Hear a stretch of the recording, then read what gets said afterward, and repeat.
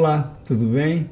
Sejam bem-vindos a mais uma edição do podcast O Guenei Bisneto, aqui nos estúdios da Fundação RTU. E é um grande prazer estar aqui nesse novo ambiente super moderno, onde a TV está passando por uma remodelação, a rádio também vem com muita novidade e a grande novidade é o nosso estúdio de podcast. As pessoas me perguntam, o que você vai fazer, qual será o tema, a pauta? É um leque enorme. A gente vai falar de política, economia, saúde, gastronomia, viagem, enfim, de tudo um pouco, aonde vai prender a sua atenção.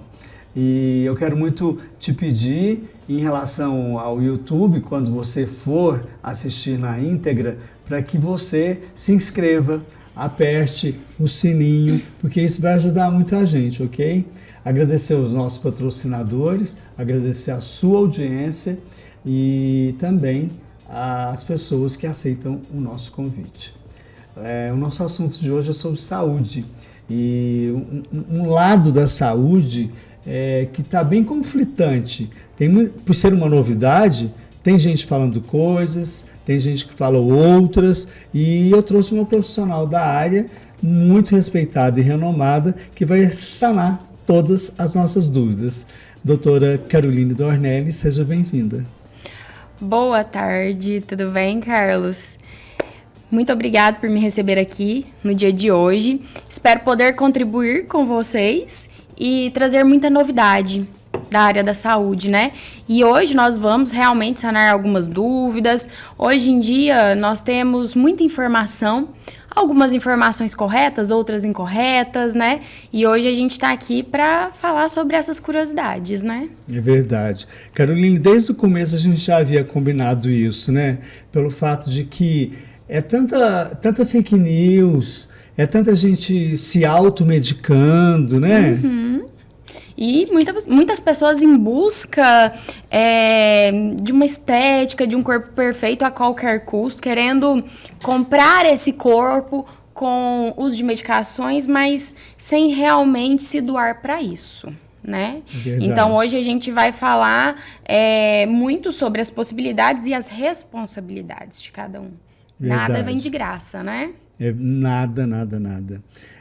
Bom, além de médica, você tem uma vida real, uma rotina, uma família, treinos. Hoje mesmo eu comentei com você que eu vi um dos seus filhos lá adorando o brócolis. Sim, que você deu para ele, né? Você é nutróloga, né, de formação. E a primeira pergunta que eu queria saber, porque como jornalista, a gente faz 2 anos, todo mundo, né? E aí depois no 3º ano a gente escolhe publicidade ou jornalismo. A nutrologia já estava na sua cabeça? Não estava. Como que surgiu isso? Não estava. Na verdade, eu vou falar um pouquinho da minha vida, né? Eu fui uma pessoa que sempre quis fazer medicina. Eu saí de casa aos 14 anos, sou de uma cidade pequenininha, aqui no interior de Minas Gerais, que se chama Rio Paranaíba. Fica próximo a Patos de Minas. E é uma cidade que não tem muita estrutura, pelo menos na minha época, tem uma educação, mas não da maneira que eu buscava. Então, com 14 anos, eu cheguei para os meus pais, conversei com eles, expliquei meus sonhos, meus desejos e falei para eles que eu queria sair em busca de algo maior. E com o aval dos meus pais, que sempre me ajudaram muito, eu mudei para a cidade de Patos de Minas, com 14 anos. Tão jovem. Muito jovem. Eu falo, nossa, hoje com meus filhos, eu nem sei se eu teria coragem e confiaria realmente, assim, de deixar eles saírem de casa tão cedo, né? Mas isso prova a sua determinação, né? Com certeza. Era o que você realmente queria. Era o que eu realmente queria. E quando eu saí lá com os 14 anos, eu tive dúvida. Eu fiquei com medo. Eu chorei várias noites. Eu pensei muitas vezes em voltar para casa, mas eu tive que ser forte. Lá em Patos, eu fiz meu ensino médio, né?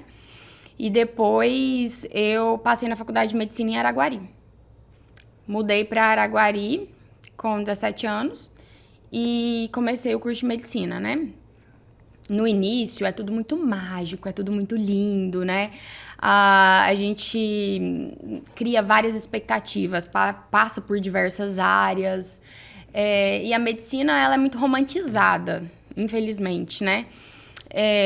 Infelizmente também, mas a realidade do médico, principalmente o médico que trabalha com urgência, com emergência, ela é dura, ela é difícil. E aí, no meio do caminho, né, eu quis fazer várias áreas. Eu já quis ir para a área da anestésio, eu já quis trabalhar com urgência e emergência. E aí, depois que eu me formei, eu fui trabalhar, de fato, no pronto-socorro, né, com urgência, com emergência. E aquilo lá me sensibilizou muito. Aprendi demais. É um aprendizado grande, demais, deve ser. Mas eu queria pegar pessoas bem e melhorar. O pronto-socorro, na urgência, na emergência, a gente pega muito paciente debilitado. E muitas vezes a gente perde esses pacientes. E isso acabava mexendo muito comigo, sabe? Imagino. E eu fiquei grávida no meu último ano de faculdade. Conheci meu esposo, que hoje é meu esposo, né? Na época eu tinha 23 anos e a gente tinha acabado de se conhecer. E por uma ironia do destino, eu fiquei grávida. E aí, naquele momento, foi um turbilhão de coisas. Eu não sabia exatamente o que fazer. Mais uma vez, eu tive que ser forte. Consegui terminar a faculdade no mesmo ano que eu ganhei meu filho. E ali eu ainda tive alguns anos em diante para pensar o que eu faria, de fato. Meu esposo sempre gostou muito dessa área de esporte. Na época eu era completamente sedentária. E eu não tinha noção do quanto aquilo me fazia mal. E ele foi me mostrando esse mundo fitness, de atividade física. E eu fui realmente tomando gosto por aquilo ali. E no início, comecei a pesquisar por curiosidade, entender melhor. E aí foi quando eu resolvi fazer a pós-graduação de nutrologia na USP. Uhum. E me encantei.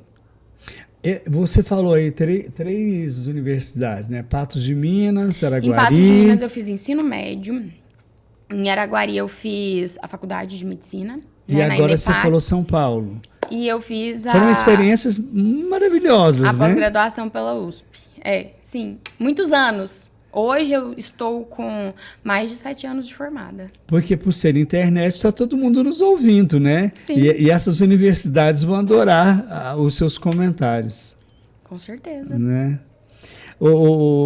Caroline, em relação à alimentação saudável, a gente pode começar por isso, pelo fato de que a gente é bombardeado, como você falou, por informações. Às vezes são corretas, às vezes não. Né?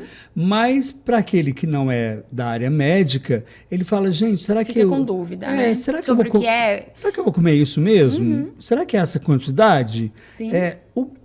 Como você definiria, eu sei que é muito difícil, né? Uma alimentação saudável? Bom, a primeira coisa é o seguinte, não gosto de dieta da moda. Não gosto de dieta da moda. Dieta cetogênica, low carb, restritiva, jejuns intermitentes, sem fim. Eu acho que tudo que é muito radical não perdura, né? Pode até realmente ter um resultado ali no início, às vezes a pessoa vai ter uma perda de peso, mas aquilo ali não vai perdurar. E muitas vezes a pessoa acaba desacelerando o metabolismo com essas dietas malucas, né? Então, assim, com relação à alimentação, o primeiro ponto é o básico bem feito. Eu sempre falo para os pacientes 2 regras básicas. Essas 2 regras, se o paciente segue elas, grandes chances dele estar se alimentando de forma correta. A primeira regra é que todas as refeições têm que ter proteína e um pouco de carboidrato. E a segunda regra, e essa regra é uma coisa que as pessoas, na maioria das vezes, não sabem. Nós precisamos reduzir as gorduras, os lipídios. Porque os lipídios, as gorduras, são os alimentos mais calóricos da nossa dieta. entendeu? Então, muitas vezes as pessoas elas estão se alimentando até de forma correta, mas elas não se atentam à questão da contagem de calorias, a quantidade de gordura que tem em tal alimento, e ela acaba extrapolando, né? Eu brinco com as pessoas que nem tudo que é fit é baixa caloria. A gente tem um monte de produto fit aí no mercado que tem muita gordura e tem alta caloria, que daria uma refeição volumosa, de fato. Então, essas duas são as primeiras dicas. Olha, essas duas, você usou a palavra regra. Eu acho muito bom você enfatizar isso pelo fato de que não é opcional, né? É regra. É colocar o carboidrato, como você colocou, a proteína Sim. e tudo mais. As pessoas têm muito medo do carboidrato, as pessoas demonizam o carboidrato, mas na verdade ele é super importante. Ele só não pode ser utilizado de maneira errada, excessiva, sem o acompanhamento da proteína, né? Essa é a questão. Uma outra coisa em relação à alimentação, aquela coisa que sempre, desde quando a gente é criança, né? O café da manhã, o almoço, um lanchinho, um jantar, e isso ainda continua ou você tem outras informações? Do meu ponto de vista, não existe aquela necessidade de fazer 6 refeições ao longo do dia, tá? Claro que a pessoa ela tem que procurar aquilo que se encaixa melhor na sua realidade. Só que eu também não gosto das pessoas que ficam fazendo longos períodos de jejum com frequência, porque o organismo ele se adapta àquilo. Ele entende aquilo, em alguns momentos, como um perigo, entendeu? Porque a alimentação é a fonte de energia. Então, o organismo entende o seguinte, opa, se com frequência não está chegando o alimento, eu vou parar de gastar. Aí o metabolismo desacelera, entendeu? Agora, o jejum intermitente, ele é legal, ele é uma estratégia bacana, mas tem que ser utilizado como estratégia. Sem radicalismo, jejum de muitas horas, várias vezes na semana, entendeu? Então, é sobre isso. É uma alimentação que se encaixe na sua realidade, na sua rotina, com alimentos saudáveis, tá? E com relação às quantidades, aos volumes, isso depende muito. Cada pessoa ela tem uma indicação. E isso, na verdade, é um trabalho mais voltado, de fato, para o nutricionista, né? Lá, durante a minha consulta, a gente passa por essa abordagem, onde eu explico, oriento, mas aí seria interessante mesmo a pessoa passar pelo nutricionista, que vai montar um plano adequado, que se encaixe na sua realidade, com as quantidades adequadas de cada tipo de alimento, né? Caroline, eu acho que nesse momento, eu vou até falar para o meu telespectador aqui, doutora Caroline, se a gente está indo até você, porque você formou, você estudou, você é aplicada naquilo, então, é como você sempre diz, não é só o seu lado, são 2 lados, né? O que você está falando, eu tenho que fazer. Com certeza. Para o final ter um denominador comum positivo. Exatamente. Porque é o seguinte, eu não gosto daquele paciente que chega no consultório querendo ser emagrecido a qualquer custo. Hoje em dia a gente tem ferramentas incríveis, né? A gente tem as famosas canetinhas emagrecedoras, né? Que a gente vai falar delas. A gente vai falar delas daqui a pouco, né? De cada uma delas. Que são ferramentas incríveis, mas elas sozinhas não vão fazer milagre. A pessoa ela tem que ter disciplina e ela tem que estar disposta, né?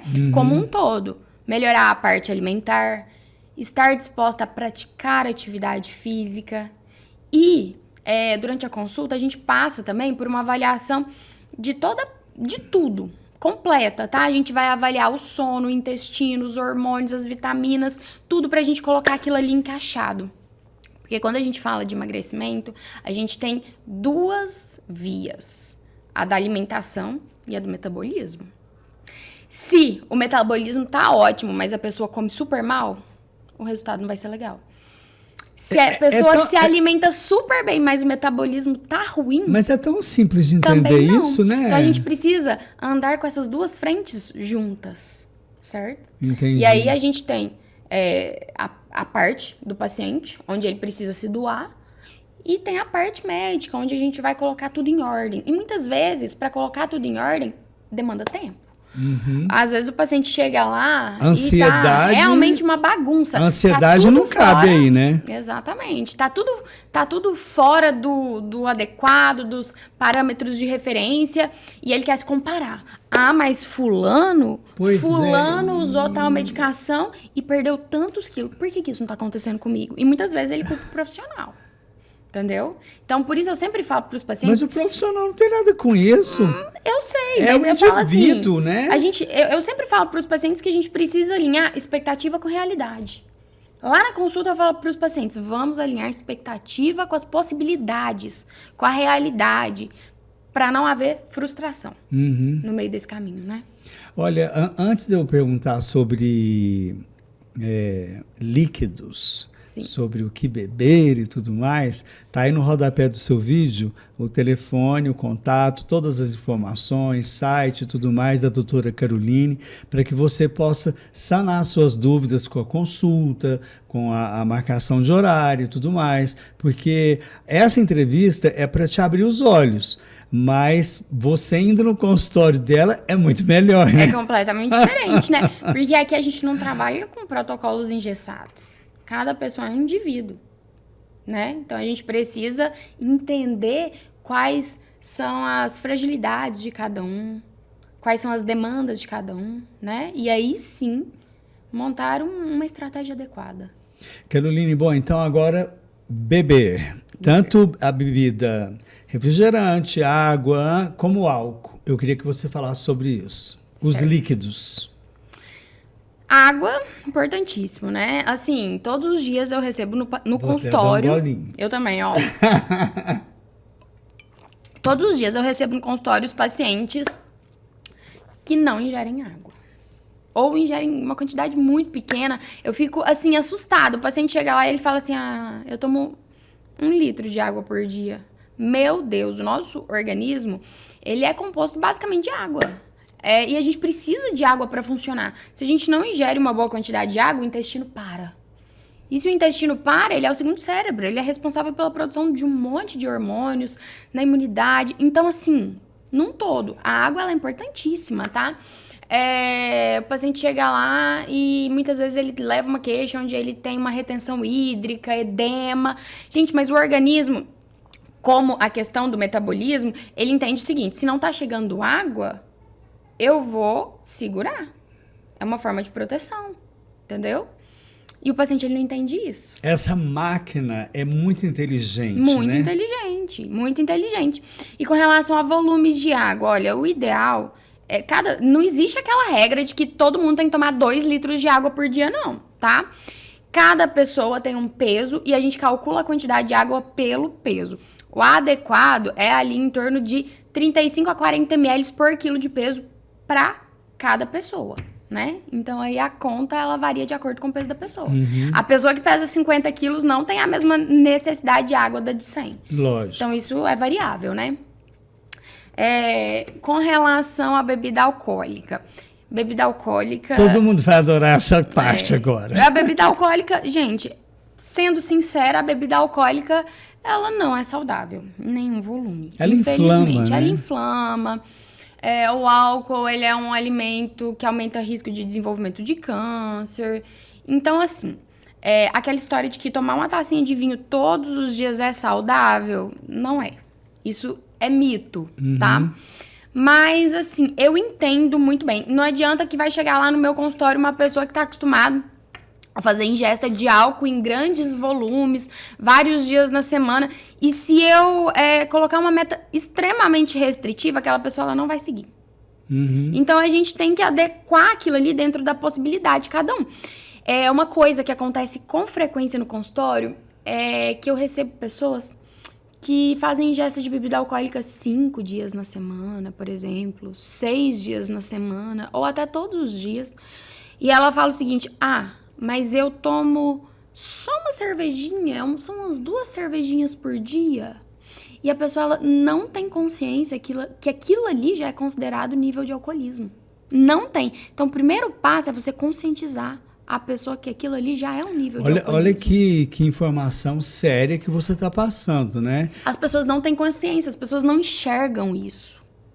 É incrível. E uma outra coisa, cada povo com a sua cultura, né? Com o seu hábito e tudo mais. O brasileiro, talvez ele tenha a mania de tomar pouco durante a semana, mas enfia o pé na jaca no sábado e domingo, né? Aí, geralmente, as pessoas que chegam lá nessa situação são aquelas pessoas que tomam 2, 3 cervejinhas todos os dias durante a semana e no final da semana enfia o pé na jaca. Então, é um nível muito grande. É um perigo isso. Exatamente. Então, o primeiro passo, nesses casos, é conscientizar a pessoa que aquilo ali é um nível de alcoolismo, né? E aí é onde a gente vai moldando à medida que a gente vai prosseguindo no acompanhamento, né? Porque não é uma consulta que vai resolver todos os problemas, é um acompanhamento. Uhum. E aí, à medida que a pessoa vai dando os primeiros passos, a gente vai introduzindo mais coisas, né? O que eu falo?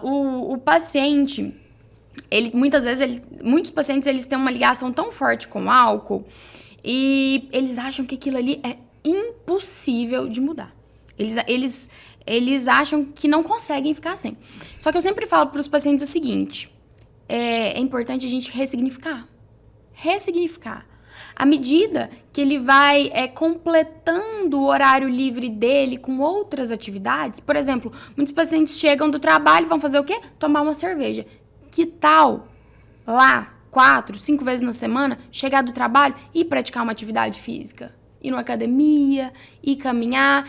Isso preenche espaço. Uhum. Né? E acaba esquecendo o álcool. Exatamente. Gradativamente a pessoa vai ressignificando. E é sobre isso. É um trabalho que a gente faz. Entendeu? Muito Mas bom. Isso é só a título de curiosidade mesmo, sabe? Porque realmente isso é frequente lá no consultório. Não, mas é bom a gente conversar assim, preto no branco, porque eu acredito que muita gente talvez saiba, mas outras estão levando até susto, né? Sim, com certeza. Igual os pacientes lá. Quando eu falo assim, olha, você é alcoólatra. O paciente faz, meu Deus, ele não entende isso. A doutora Caroline, ela deu um ponto muito interessante sobre alimentação, mas eu tenho uma pergunta para fazer para ela, que eu acho que você deve estar fazendo assim. Será que o Guinei não vai perguntar isso para ela? Não, eu vou. Ô, Caroline, em relação a tudo que você explicou sobre alimentação, sobre líquidos e tudo mais, e as dietas restritivas, os erros comuns dos pacientes e tudo mais, e se fosse, para quem está nos assistindo, começar agora o que você acabou de falar? Começar agora? Então... O que tem que tirar, o que tem que colocar antes de ir no seu consultório? Antes de ir, não. Primeira coisa eu acho que é ir, Primeira coisa é ir. Mas assim, com relação a dicas, né? Isso, dicas. Existem alguns alimentos que são muito ruins de fato, tá? O álcool é um deles, que a gente já falou, né? E o segundo alimento é o açúcar. Nem tanto pela questão da caloria, né? Mas o açúcar, ele é um alimento completamente inflamatório. Eu acho tão importante você falar isso. Completamente inflamatório, um alimento que aumenta o desenvolvimento de vários tipos de cânceres. Então, assim, reduzir a quantidade de açúcar, com certeza, isso é a dica de ouro, né? Reduzir ou retirar? Reduzir. Eu falo porque o açúcar, ele é como uma droga. Ele gera dependência, sabia? Quando a pessoa ela faz ingesta de açúcar, ele libera dopamina, endorfina, hormônios que te dão sensação de prazer e bem-estar, como no caso de algumas drogas. O chocolate, né? O chocolate. Então é assim, ó. Quanto mais a gente come o doce, mais a gente tem dependência daquilo. E quando a gente retira ele, a gente sente alguns sintomas. No início é muito difícil, a pessoa pode ter até dor de cabeça, né? E com o passar das semanas, ela vai se habituando àquilo, né? Mas realmente, quanto mais você come doce, mais você necessita dele. Que coisa impressionante. Ele é, de fato, como uma droga. E até quero trazer aqui, porque o brasileiro adora café, né? E acaba o açúcar tira o gosto do pó.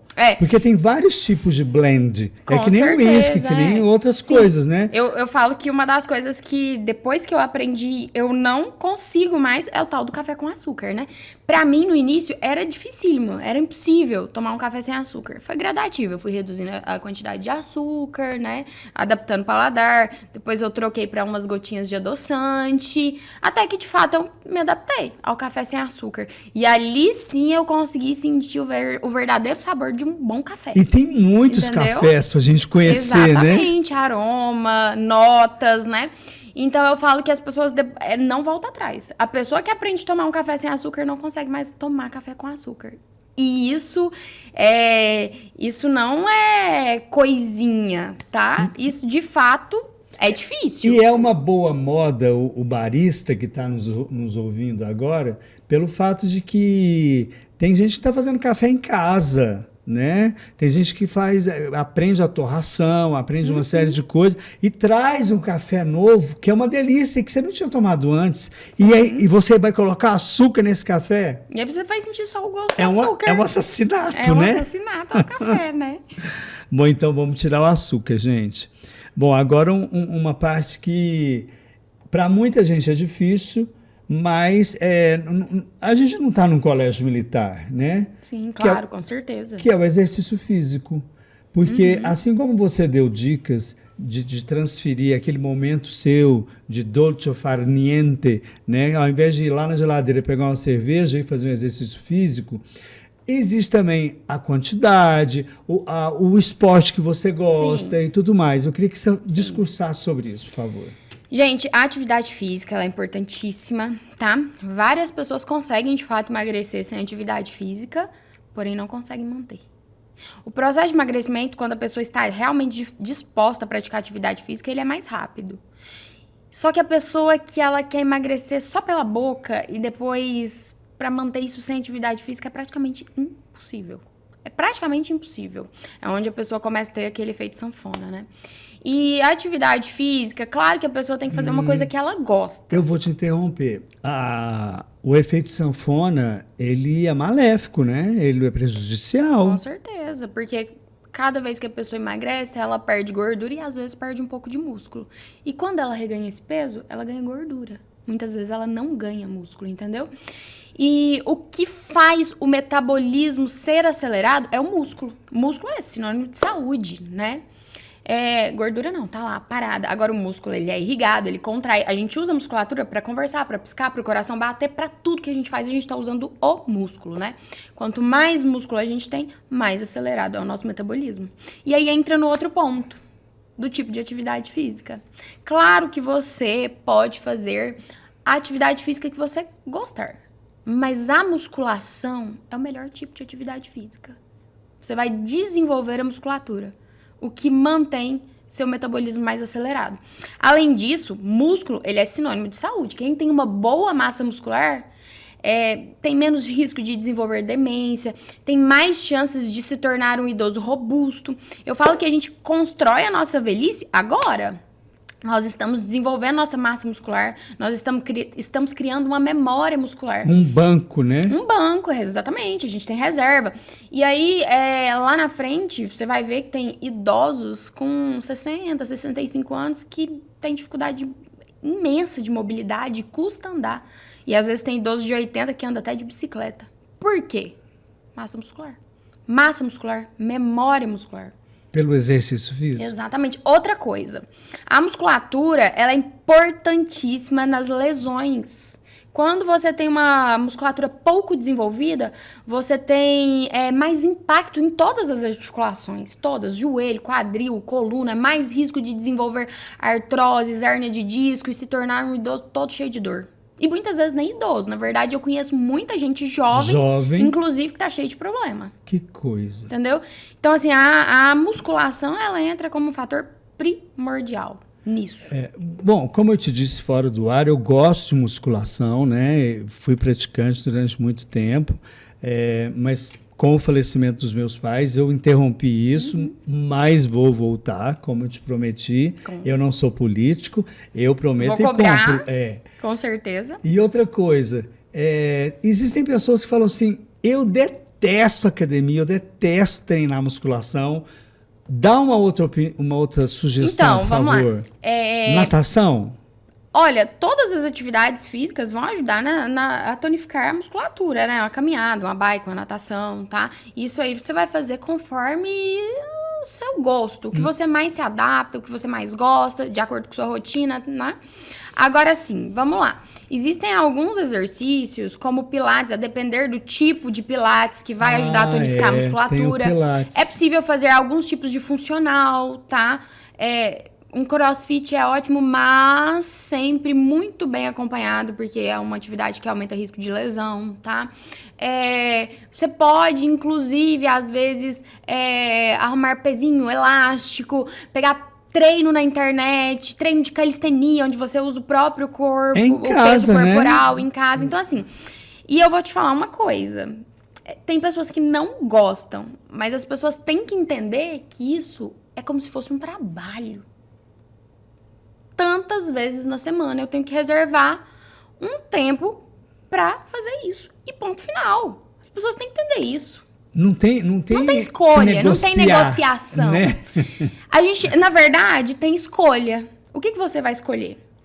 Você vai escolher perder 3 horas na semana praticando uma musculação? Ou você vai escolher ser um idoso frágil? Você vai escolher praticar atividade física ou ficar em cima de uma cama? Você vai escolher coisas saudáveis ou vai pagar com a sua saúde? É verdade. Tudo é questão de escolha, né? Aí depende da escolha de cada um. A minha escolha já tá muito bem definida, né? Não, e dentro disso tem pessoas que falam assim, nossa, eu detesto envelhecer. Aí eu falo, você tem outra escolha. Morre. É sobre isso. Né? E quando a pessoa não morre e fica dependente? Aí é bem pior. É bem pior. É um sofrimento para a família, é um sofrimento para a própria pessoa, né? Então é sobre isso. É verdade. Olha, eu quero dizer para vocês, agradecer a Start Química, a Câmara Municipal de Uberlândia, a doutora Caroline Dornelles e também a Companhia Mineira de Chocolates, que vai estar aqui conosco.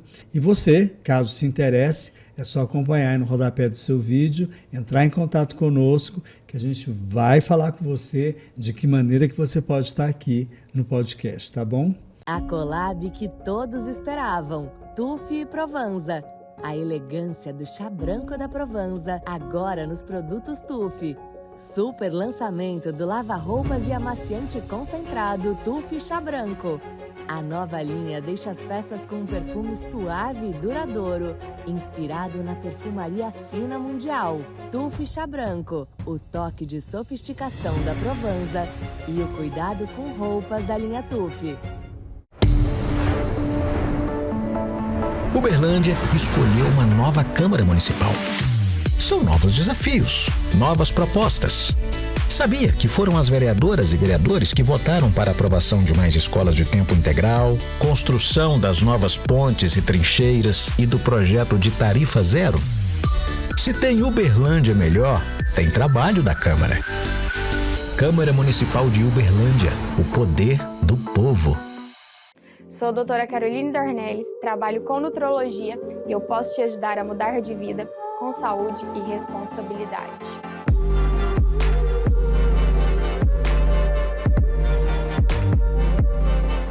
Doutora Caroline, em relação à musculação, a gente sabe que é a mais completa, né? Mas o impacto da longevidade, ela também está presente nesse assunto, o necessário para um resultado, porque a gente vive num mundo de muita informação e as pessoas estão ansiosas. Elas querem tudo para ontem, né? E as coisas não funcionam assim, né? Não funciona assim.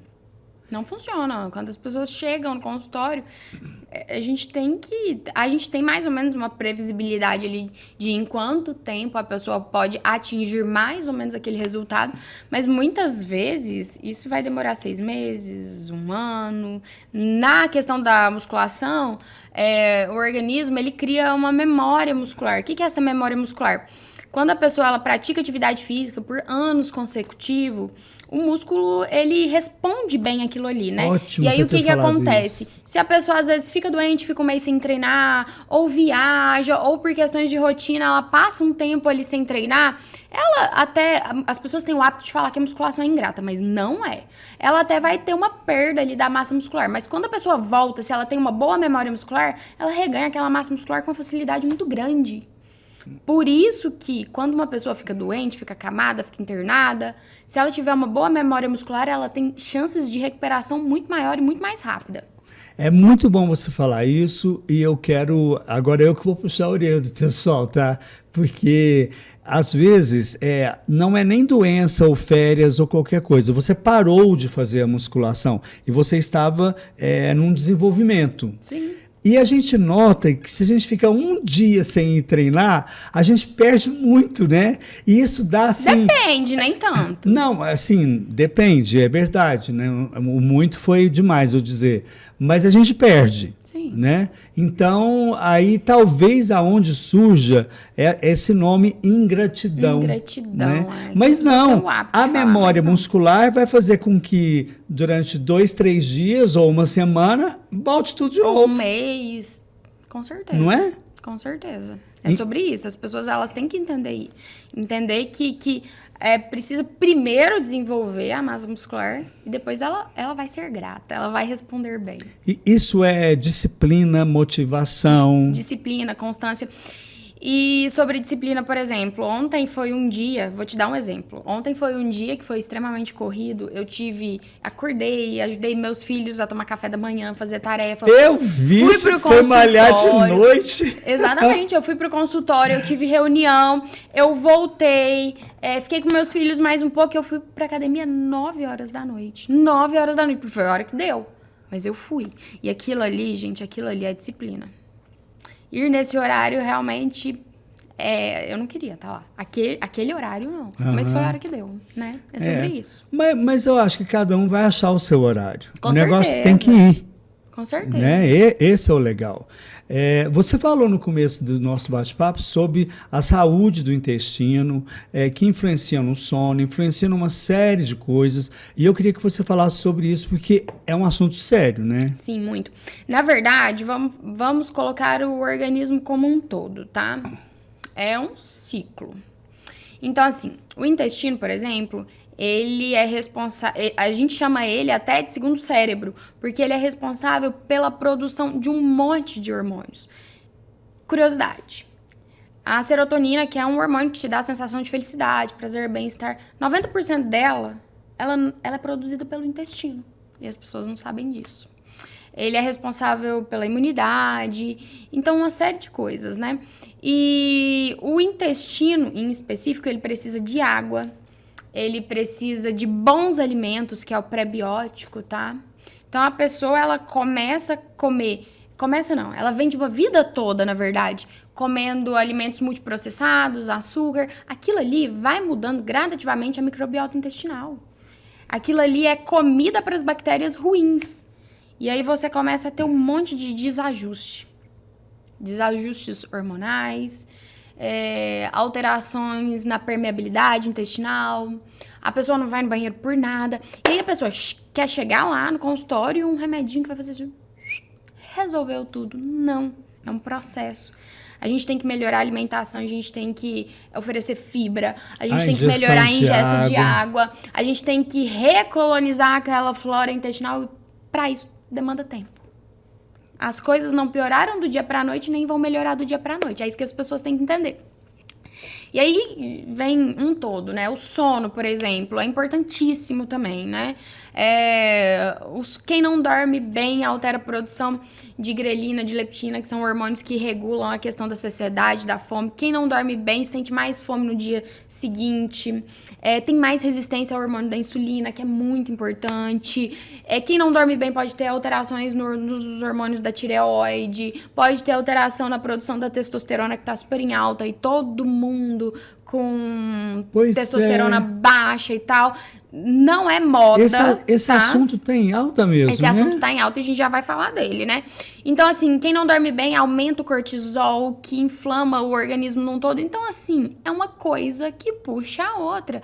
A gente muitas vezes tem que quebrar esse ciclo e começar a colocar as coisas em ordem. Doutora, ainda sobre o intestino, a gente, logicamente, faz ligação com a prisão de ventre, né? É mais comum em mulheres do que em homens, ou isso é balela? Não, é uma queixa mais comum nas mulheres. Por quê? Tá? Então, isso aí é muito particular. Tá? Não tem uma comprovação de que as mulheres realmente vão menos no banheiro, mas isso está relacionado a questões de peristaltismo, questões hormonais, questões do tipo da microbiota, da permeabilidade, da baixa atividade física, da baixa movimentação, que impacta também no peristaltismo. É um todo, tá? Mas no consultório, geralmente, as mulheres trazem um pouco mais essa queixa. Eu vou te trazer uma informação como jornalista, porque eu já li sobre isso, da prisão de ventre, da criação que o homem e a mulher recebem quando criança. Porque a mulher tem que cruzar as pernas, a mulher não pode usar uma coisa mais vulgar. Essa informação é nova para mim. A mulher, ela tem que se comprometer em ter um comportamento mais comedido, senão ela vai ficar vulgar.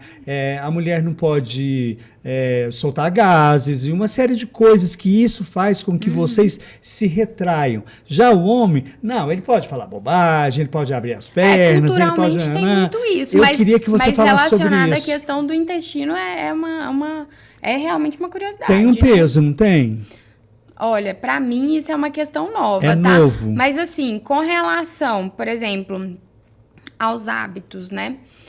A gente tem que entender o seguinte, quando a pessoa ela já tem uma tendência a ter esse intestino mais obstipado, ela já tem uma dificuldade maior em evacuar. Ela começa a permanecer muito tempo com as fezes na luz intestinal. Essas fezes que ficam por muito tempo na luz intestinal aumenta a proliferação de bactérias ruins, que aumenta a permeabilidade intestinal, que acaba chupando mais água do intestino. E isso piora a obstipação. Então é um ciclo, entendeu? Perfeito. Bom, saindo do intestino e passando para testosterona. É um assunto que todo mundo... Tanto a reposição hormonal, mas porque a mulher ela tem um hábito, né, uma disciplina, uma determinação de ir no ginecologista, de ir no médico, né, muito mais do que o homem. A gente vai, quando tá com o dedo quase caindo, ai, cola aqui pra mim, né? Na verdade, isso tem mudado. Incrivelmente, isso tem mudado. Para melhor, os né? homens, eles têm se preocupado muito mais do que antes. Isso é muito positivo. Muito positivo. Né? Muito então, positivo. Eu queria que você falasse sobre isso, pelo fato de que o acompanhamento médico, principalmente no Brasil, é de suma importância, pelo fato de que é muito comum no Brasil a automedicação, né? Muito comum a automedicação. Em específico com relação à testosterona, né? Estudos recentes já comprovam que os níveis de testosterona masculina têm caído década após década, gradativamente. Eu vi isso outro dia. E jovens, né? E jovens também, tá? Mas isso não é balela, isso não é sem causa, tá? Hoje, o que influencia muito na questão da produção natural de testosterona? Olha, atividade física, hábitos saudáveis, sono... inflamação do organismo num todo, tá? E hoje, o que mais prejudica a produção de testosterona se chama estresse crônico. Estresse crônico. Estresse crônico eleva cortisol. Sono ruim eleva cortisol. E com tanta informação, com a vida corrida, todos nós, inclusive os homens, tá? Vivem o tempo todo sob pressão. Já deita pensando que tem que fazer no dia seguinte, não consegue descansar direito, e rede social, muita informação, isso te gera mais ansiedade. Então, isso está impactando sim na produção natural de testosterona masculina. Isso está impactando. E aí, quando é muito comum, o homem chega lá no consultório com inúmeras queixas, e quando a gente pega o exame realmente está lá em hipogonadismo, com a baixa produção natural de testosterona. E é muito bonito no papel a gente falar assim, olha, você precisa controlar o seu estresse, você precisa dormir melhor e você precisa melhorar os seus hábitos de vida. Mas na prática as coisas não acontecem assim. Isso é difícil, sabe? E o homem, ele já tá cansado, ele tá tendo uma baixa produtividade no trabalho, ele tá sobrecarregado, ele já tá arrastado, ele não tem energia, tá tendo às vezes queixa de libido, e chegar pra ele e falar assim, você precisa fazer isso e ponto final, eu acho que é uma judiação. Mas para o homem, né? não seria todo esse combo que você falou é que vai atingir a libido sexual? Todo esse combo vai atingir, porque baixa a testosterona e isso acaba impactando na libido. E a autoestima vai lá embaixo, a autoestima, né? tudo. A libido é a testosterona é um dos pontos da libido, né? Porque libido é multifatorial. A gente tem que entender que está relacionado à parte hormonal, mas há inúmeros outros fatores também, né? Mas o seguinte, então, quando o homem chega com toda essa situação e ele tá lá dos exames com hipogonadismo, com essas queixas, falar simplesmente que ele precisa mudar todo aquele cenário é muito complicado. Algumas vezes a gente vai sim que ter que fazer a reposição hormonal por um período, tá? Algumas vezes é possível a gente tentar, com alguns tipos de suplementos, medicações, induzir uma melhora nessa produção natural. E aí cada caso é um caso, né? E aí para aqueles homens que chegam numa situação de hipogonadismo, que a gente realmente verifica que, de fato, aquilo ali é o que está prejudicando. Hipogonadismo. O que é isso? É a queda na produção natural de testosterona. Nossa, quando chega o que? A zero? Não é a zero, assim. Mas bem baixa. Baixa. Hoje em dia a gente já fala que abaixo de 380 já é considerado um hipogonadismo. Claro que a gente não leva em consideração só os exames laboratoriais. A gente leva em consideração o contexto num todo, os sintomas, tá? E o máximo é quanto? Olha, nos valores de referência, varia um pouco de laboratório para laboratório, é 900, 1.000, mas a gente sabe, eu já peguei alguns casos de homens que produzem naturalmente acima de 1.000 de testosterona. Isso acontece, tá? E aí, o seguinte, nós vamos ali, então, definir de acordo com o que o paciente busca, de acordo com o que é possível dentro da realidade dele, uma estratégia. Muitas vezes a gente começa com uma reposição de testosterona, né? Faz essa reposição por um período e ajusta tudo aquilo ali que está errado. Os outros hormônios que estão alterados. Com a reposição, o homem ele começa a ter mais energia, mais vitalidade, ele consegue praticar uma atividade física, controla muitas vezes até os níveis de ansiedade, onde ele começa a dormir melhor. E ali, depois de um período, a gente pode avaliar, retirar essa reposição. Caroline, por isso que a medicina preventiva, ela é sinônimo de inteligência, né? Com certeza, Não existe uma coisa pré-fixada, não existe um protocolo que vai dar certo para todo mundo. Exatamente. Na medicina, 1 mais 1 não é 2. Muitas vezes 1 mais 1 vai dar um resultado completamente diferente. Então, ela não combina com matemática, né? Bom, não é uma coisa agora exata. Chegou e todo mundo está perguntando, não vai falar da caneta, não vai falar da caneta. Vamos falar agora sobre as canetas emagrecedoras, pelo fato de que não é só na área de saúde, são em várias áreas que elas estão sendo comentadas, né? Antes elas eram liberadas, né? E depois a Anvisa veio com uma emenda e tudo mais. E eu queria que você falasse sobre isso, por favor. Então, são as canetas emagrecedoras, né? Essa nova geração de medicamentos. Que é um assunto sério, né? Sério. E essa nova geração de medicamento é uma geração incrível, que ela vem realmente para facilitar muito e auxiliar muito a vida das pessoas. Só que as pessoas têm o péssimo hábito de achar que aquilo ali sozinho vai resolver todo o problema, né? A gente começou lá atrás com a Victoza, depois a Saxenda, depois veio o Ozempic, o Wegovy, né, que são análogos de GLP-1, e agora mais recentemente o Mounjaro, né, que é a tirzepatida, que tem duplação, são análogos de GLP-1 e de GIP, e agora está em fase 3 de teste a Retratutidre, né, que ainda não está liberado. É essa que é oral? Não, ela é injetável também. Ah. oral tem a semaglutida, tá? A semaglutida, ela já tem oral, já tem a comercialização da oral, que é o Rybelsus. Mas, enfim, essa retratutidre, ela é revolucionária, mas está em fase 3 de teste, ela ainda não foi liberada. Os estudos, acredito que ali para início de 2027, ela já vai estar em comercialização, né? Liberada. Ela já é tripla agonista, né? Que ela é análogo de GLP-1, GIP e glucagon. E essas medicações todas, elas inicialmente foram criadas para tratamento de diabetes tipo 2, mas posteriormente foi evidenciado que elas tinham uma excelente resposta na questão do apetite. E já no caso do Mounjaro, né, da tirzepatida também no metabolismo. Então, hoje elas também são utilizadas para a questão do emagrecimento. Grande problema relacionado a esse tipo de medicação. Apesar delas poderem ser comercializadas formalmente só com prescrição médica. Adorei que você falou isso. As pessoas, elas têm acesso a esse tipo de medicação pelo mercado ilegal, né?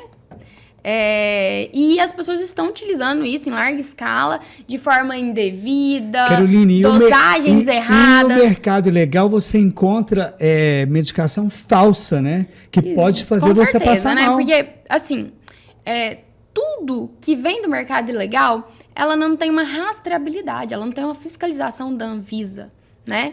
Então, quem te garante que o que tem ali é, de fato, aquela medicação? Exato. Naquela dose, naquela proporção.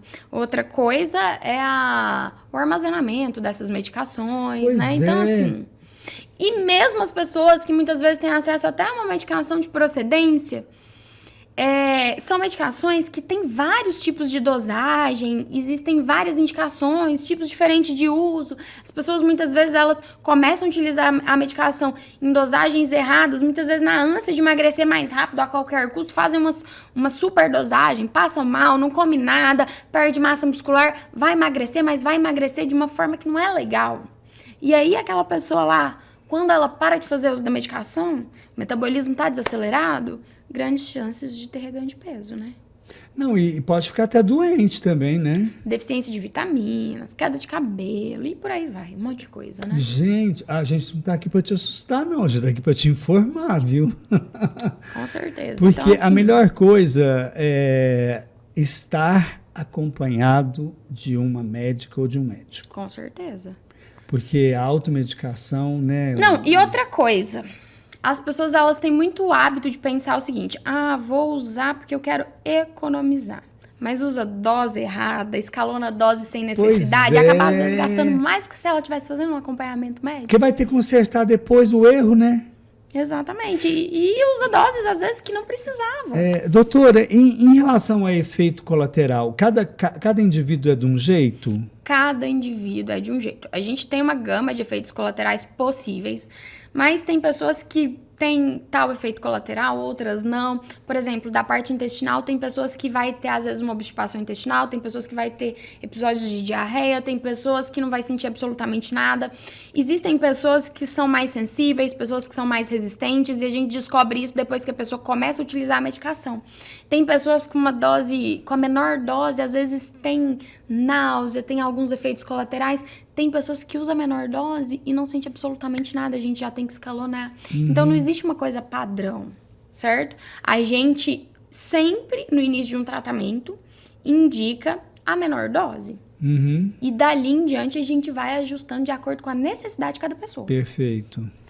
E esse efeito colateral pode ser de várias maneiras também, né? Não só em relação ao que você descreveu, mas também a coisas novas que chegam até você e que podem até te assustar, né? Você falar, não, mas por que você fez isso e tudo mais? E aí você vai ter que consertar aquele erro, né? Hoje eu recebo pacientes no consultório com frequência com sarcopenia, que é baixa massa muscular por uso inadequado de medicação. Recebo pacientes com deficiências de várias vitaminas, paciente que chega lá muitas vezes até com quadro de anemia mesmo, por uso de medicação, de forma indevida, inadequada. Então, assim, A gente ainda tem mais uns minutinhos, mas dá tempo da gente ainda falar sobre a menopausa e a andropausa, né? Porque a menopausa é muito difundida, todo mundo fala, né? Os calores e tudo mais, né? Sim. Mas a andropausa ainda não está sendo bem falada, né? Ainda não está sendo bem falada, né? E é isso que as pessoas têm que entender, que a mulher entra na menopausa e o homem, ele entra na andropausa, né? Muitas vezes o homem demora um pouco mais que a mulher, mas ele vai acabar entrando. E assim, hoje em dia, graças a Deus, esses estigmas com relação à reposição hormonal, eles já vêm diminuindo, né? Antigamente, de forma errônea, as pessoas tinham um medo exagerado, linkavam muito a reposição hormonal com o surgimento de alguns tipos de cânceres. E realmente, algumas reposições hormonais lá mais antigas geravam algum risco. Mas o que a gente tem que entender é que, por exemplo, vou te dar um exemplo da mulher na menopausa. A mulher, quando ela entra na menopausa, ela acha que ela tá ficando doida, ela não entende, ela acha que tá ficando doente, procura um psiquiatra, começa a usar medicação controlada. A mulher, ela sente mais de 50 Ela sintomas. casada, então, o marido fica num desespero, Exatamente, né? aí ela perde o libido, não consegue mais ter relação sexual com o marido, fica irritadíssima, desconta no marido, nos filhos, nos netos, começa a não dormir. Então, assim, são mais de 50 sintomas. Dentre os mais comuns, são mais de 50 sintomas. Dentre os sintomas mais comuns são as ondas de calor, a mulher, ela fica irritadíssima, o sono altera, o metabolismo dá uma desacelerada por falta desses hormônios, tá? A pele piora, o cabelo piora. O humor fica péssimo. Ela pode sentir sintomas de disúria, de dor para urinar, tem ressecamento vaginal, o libido vai lá embaixo. Então, assim, são inúmeros, são incontáveis os sintomas. Tem mulheres que sentem, inclusive, dores crônicas. Elas acham que estão com fibromialgia e tudo mais. E além desses sintomas que elas sentem... Eu tô impressionado. Não, é uma coisa fora do normal. Assim, 4, 5... Eu amo tratar menopausa. 50? Mais 50 sintomas. Eu amo tratar menopausa, sabe por quê? Porque a gente tira a mulher do fundo do poço. Do fundo. Você deve ficar super feliz. Eu fico super feliz com os relatos das minhas pacientes. E além disso, além desses sintomas que ela sente, existem os sintomas ocultos. O risco cardiovascular aumenta absurdamente. A mulher que não faz reposição hormonal, ela tem um risco enorme de desenvolvimento de demência. Um risco muito aumentado para o desenvolvimento de demência. Risco de desenvolver sarcopenia, risco de desenvolver osteoporose. Então, sim, são inúmeros os sintomas, né? Vou trazer um relato que, para mim, valeu muito a pena. A minha mãe, por exemplo, ela tinha um preconceito enorme, tinha um medo de fazer a tal da reposição hormonal, e ela estava cheia dos sintomas. Ela tinha dor, assim... o dia todo, no corpo todo, e ela se autodiagnosticou com artrite reumatoide. Ela falou que estava com artrite reumatoide. Como a filha médica. E eu expliquei pra ela que aquilo eram sintomas da menopausa, né? Ela trucou, duvidou, e eu acho que foi mais ou menos 1 ano eu tentando convencer ela a fazer a tal da reposição hormonal. E ela, relutante aquilo ali, né? Gente, mudou a vida da minha mãe. Mudou a vida da minha mãe. Mudou a vida da minha mãe. Mudou a vida da casa, o humor, e as dores desapareceram. Ela tinha certeza que ela estava doente. Ela já ia no reumatologista pra... Ainda tem um lado psicológico, né? Com certeza. Então, assim, a mulher pensa de fato que ela tá ficando doida. Ela, assim, muda completamente. Que coisa impressionante. Agora, o homem na andropausa, geralmente... o homem, ele tem essa queda hormonal fisiológica mesmo, assim, com o passar da idade, mais tardio do que a mulher. Mas o homem, ele também perde a vitalidade, o desejo sexual. São todos esses sintomas que eu te falei no caso do hipogonadismo do homem. Ele chega lá mais para baixo, né? E a gente já sabe que a reposição hormonal, quando ela é indicada em níveis adequados, sem exageros, sem pensar só em parte estética, essas coisas, tá? Quando ela é, de fato, uma reposição hormonal consciente, com responsabilidade, ela não aumenta risco cardiovascular. Pelo contrário, ela tá Lógico. diminuindo. Carolina, isso tudo que você falou tem uma influência também estética, né?